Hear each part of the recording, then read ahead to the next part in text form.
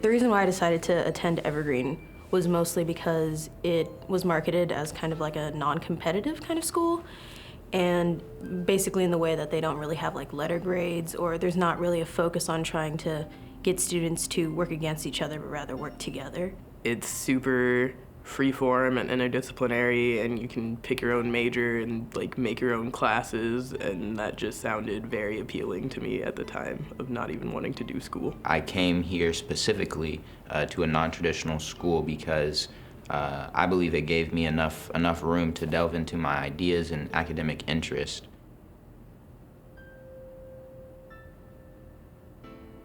Being a person of color at Evergreen is difficult just because it's a mostly predominantly white school, which makes it hard to find your people.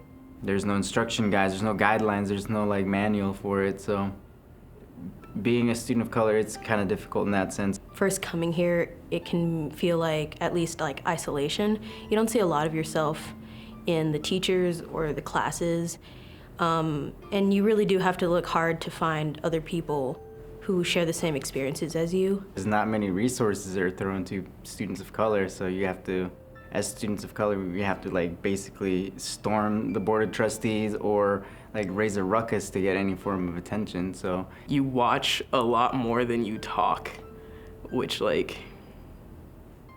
don't know, it's nice, but also everybody needs to shut up sometimes, but you can't tell them to. Sometimes it can feel like being a percentage or a statistic.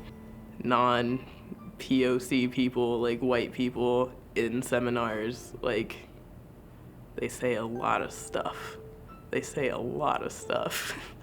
And it gets tiring after a while.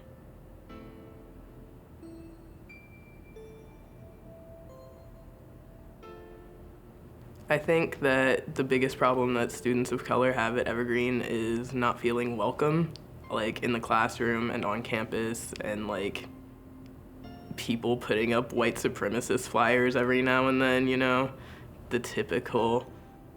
Really, with anything else, talking about it. If people don't talk about it, if the admin, faculty, or the staff aren't talking to the students, then they're not gonna know what the needs are.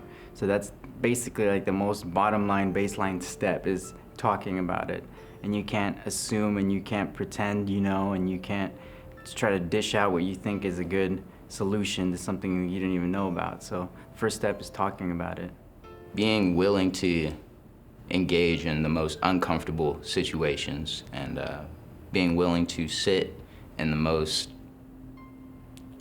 unconvincing arenas so that we can actually go into what's making this institution so great, what's making this institution not meet the needs of people of color. So it does take the willingness to, make time in the day to hear what's out there.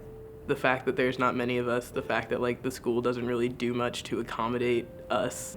Faculty should have the vocabulary and the rhetoric when talking about students of color and retention rates and stuff like that.